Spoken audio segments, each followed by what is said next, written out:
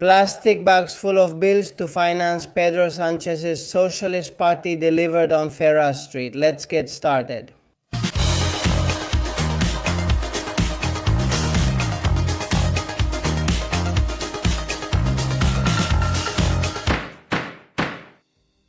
Hello everyone and welcome to a new edition of Medidas Cautelares. And pay close attention because we already have the third session of the Coldo case trial which has taken place at the Supreme Court. And today, without a doubt, the main focus has been the off-the-books money, the cash, the alleged illegal funding of the Socialist Party. Because as a witness, none other than the businesswoman Carmen Pano has testified yes. That businesswoman who supposedly went to the headquarters of the Socialist Party with two bags, each containing 45,000 euros. With that cash, in 50 and 100 euro bills, which supposedly was going to be used to illegally finance the Socialist Party. And her daughter has also testified, as well as the driver who took her by car, a friend of hers who drove her and dropped her off at the Socialist Party headquarters on Ferraz Street. We'll share all the details of what happened in this Supreme Court session. So don't miss it, of course, and remember to subscribe to the Medidas Cautelares channel. We're almost there. I think we're at 128,000 subscribers, and you already know that the next challenge, the next goal, is to reach 150,000. And we're going to share on the screen now the information about this third session of the trial on the Coldo case. And here you have the headline that refers precisely to the businesswoman's driver, who is also a friend of Carmen Pano. Right, he was the one who took the money to Ferraz and who literally said it was a transparent bag. There were bundles of bills. That's what Carmen Pano's driver says. This man, his name is Álvaro Gallego, and we're going to review what happened in this session. The alleged irregular financing of the PSOE has been the focus of the third session of the trial in the Coldo case, with the testimony of Carmen Pano's driver, Álvaro Gallego. It was the businesswoman, Carmen Pano, who claimed to have taken, as I mentioned, euros in two bags to the national headquarters of the Socialist Party on Ferraz Street. Álvaro Gallego has confirmed Carmen Pano's version. It was a white transparent bag and there were bundles of bills, said the driver, who recounted that they supposedly left from Alfonso X Street, where Victor de Aldama's offices are located. What exactly did this driver, this friend of Carmen Pano, say? Well, he went to pick up Carmen Pano, okay? We're going to explain it chronologically so you understand it well. He went to pick up Carmen Pano at her house in Las Rosas in Madrid. At Carmen Pano's house, an emissary named Lolo from Claudio Rivas arrived.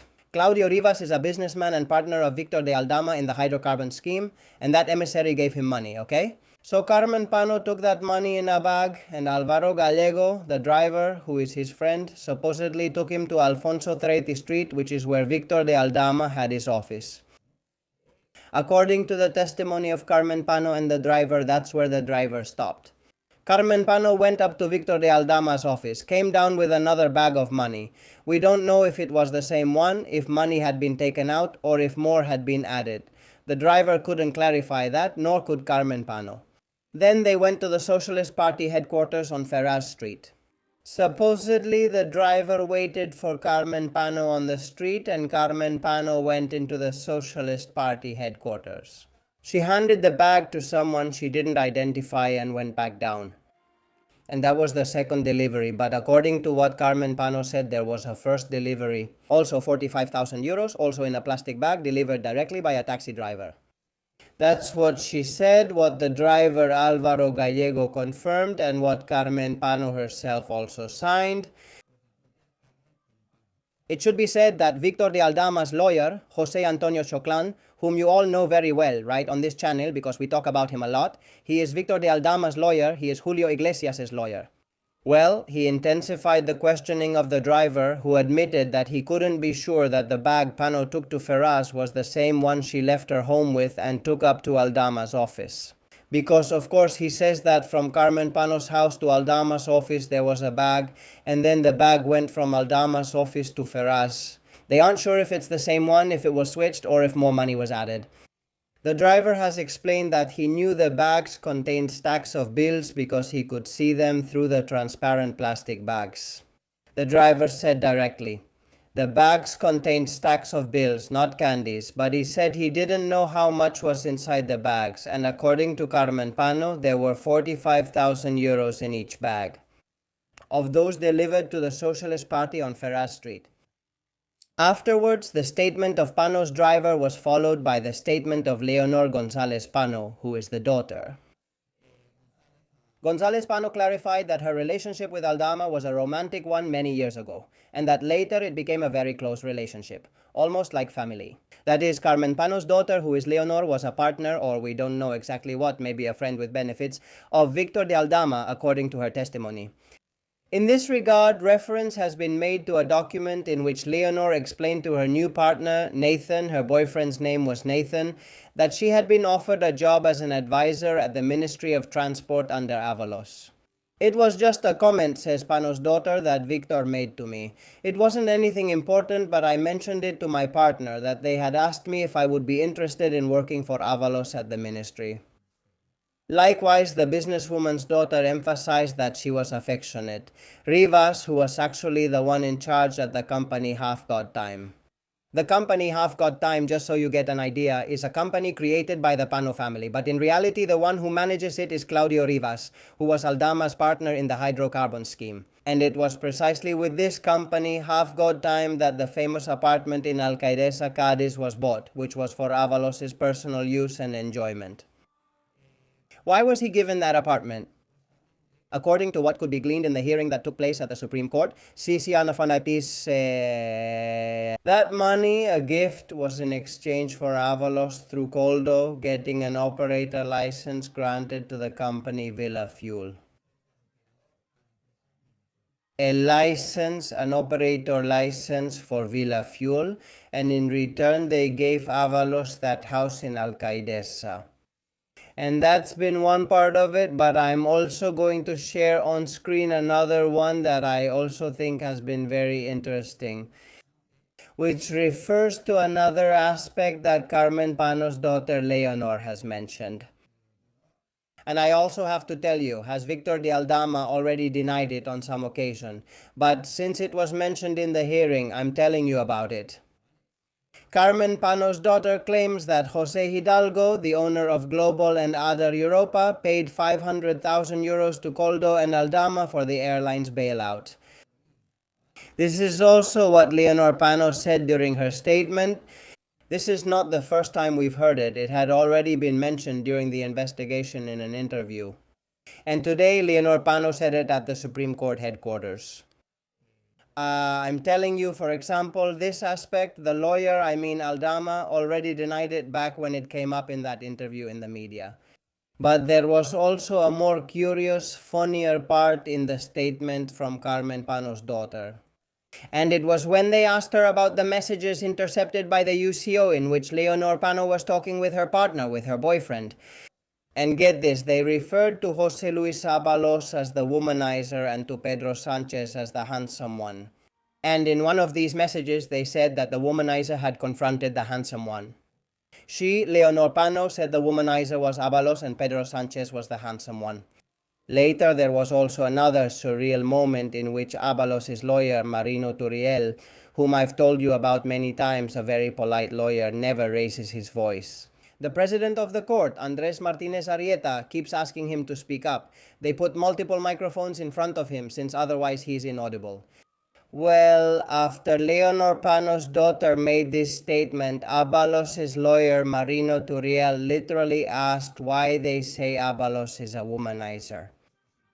Anyway, this is surreal. What we're witnessing in the Supreme Court trial of the Coldo case is surreal. And there was also an interesting part that I don't want to forget to mention. Because there was another statement from a Treasury official who worked in the Treasury office of Maria Jesus Montero. He wasn't the chief of staff, who was the famous Carlos Moreno, but he was a Treasury official who worked quietly behind the scenes.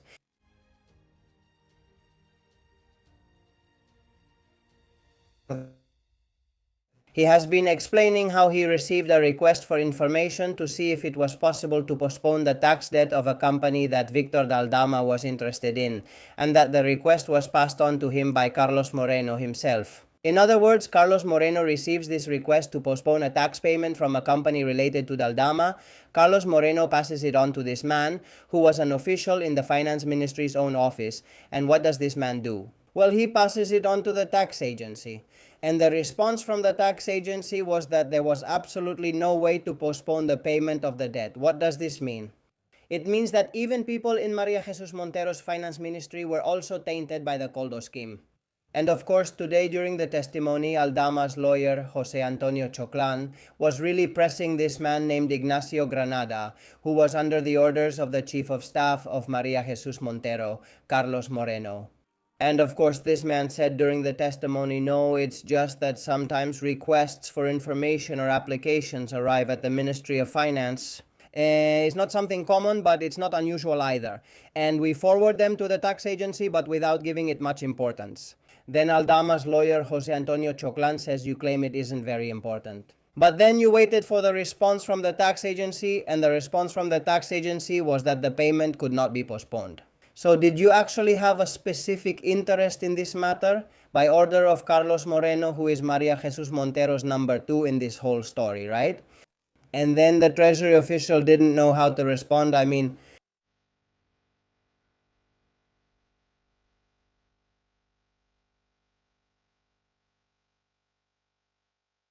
we could say that they caught him there trying to talk his way out of it, right? He didn't know how to justify that there really was an interest in postponing that debt for a company related to Victor Daldama. Like I said, I think that in summary today's session, what has been proven is that the Socialist Party is a swamp of illegal financing, of cash, of under-the-table money. I mean, if on other days we talked about traditional Spain with the Jessicas, the Claudias Montes, the Miss Asturias, well, today it's definitely about the under-the-table money, the socialist under-the-table money, right? The under-the-table money in Pedro Sánchez's party has been a major focus of this session. And just to tell you that, of course, the trial will continue next week, and you'll have the highlights here, of course, on Medidas Cautelares with Miguel Ángel Pérez. That's all for this edition of Medidas Cautelares with Miguel Ángel Pérez. If you enjoyed the video, feel free to comment and share it. In recent months, well, views on YouTube have gone down a bit overall, right? All channels, because there's a lot of seasonality on YouTube. Some months are better, some months are worse, and also they've changed the algorithm. And I've told you many times, what's important is that you leave comments. Besides, of course, watching the videos and liking them, because that's what YouTube values most, to show these videos to other people. I mean, I don't even need to tell you because you do it every day, but anyway, I just wanted to remind you and thank you for it. You already know that you can become members for less than 3 euros a month like Los Elegidos, or for less than 7 euros a month like Los Supremos, and you can also make contributions via Bizum at 627-556-370, 627-556-370. The most important thing, as I always tell you, is that this information reaches everyone because information is power. See you soon.